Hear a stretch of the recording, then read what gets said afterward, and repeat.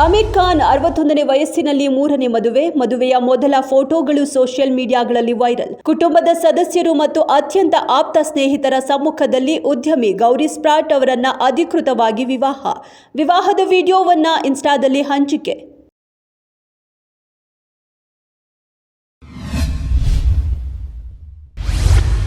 ಎರಡು ಪ್ರತ್ಯೇಕ ಪ್ರಕರಣ, ಇಬ್ಬರು ಪತ್ನಿಯರು ಹಾಗೂ ಮಗಳನ್ನ ಭೀಕರವಾಗಿ ಕೊಲೆ.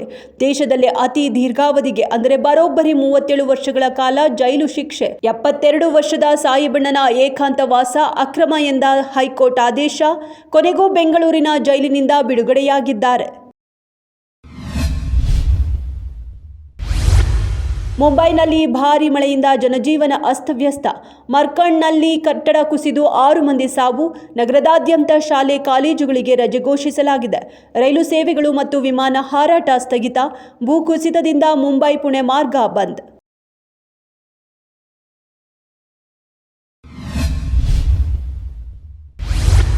ಜುಲೈ 5ರಂದು ಅದ್ದೂರಿಯಾಗಿ ನಡೆದ ಕಲ್ಯಾಣ. ಬಣ್ಣದ ಲೋಕದ ನಟಿ ಕೃತಿ ಗೌಡ ಜೊತೆ ಹಸೆಮಣೆ ಏರಿದ ಪ್ರಶಾಂತ್ ಗೌಡ. ಮದುವೆ ಮಂಟಪದಲ್ಲಿ ತಾರಾ ಕಳೆ, ಗಿಚ್ಚಿ ಗಿಲಿಗಿಲಿ ತಾರಾಗಣ ಹಾಗೂ ಸೆಲೆಬ್ರಿಟಿಗಳ ಸಮ್ಮುಖದಲ್ಲಿ ನವಜೋಡಿಯ ವಿವಾಹ. ರಿಯಾಲಿಟಿ ಶೋ ಮೂಲಕ ಮನೆಮಾತಾಗಿದ್ದ ಹಾಸ್ಯ ನಟ ಪ್ರಶಾಂತ್ ಕೃತಿ ಹೊಸ ಜೀವನದ ಜರ್ನಿಗೆ ಅಭಿಮಾನಿಗಳಿಂದ ಶುಭ ಹಾರೈಕೆ.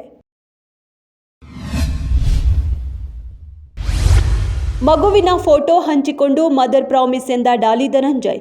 ಮಗುವಿನ ಫೋಟೋ ಜೊತೆ ಹೊಸ ಚಿತ್ರದ ಪ್ರಚಾರ. ಡಾಲಿ ಧನಂಜಯ್ ಅವರ ಮದರ್ ಪ್ರಾಮಿಸ್ ಶರ್ಟ್ ಸ್ಟೈಲ್ ಸಖತ್ ವೈರಲ್. ಮಗುವಿನ ಆಗಮನದಿಂದ ಧನಂಜಯ್ ಧನ್ಯ, ಬದುಕಿನಲ್ಲಿ ಡಬಲ್ ಸಂಭ್ರಮ.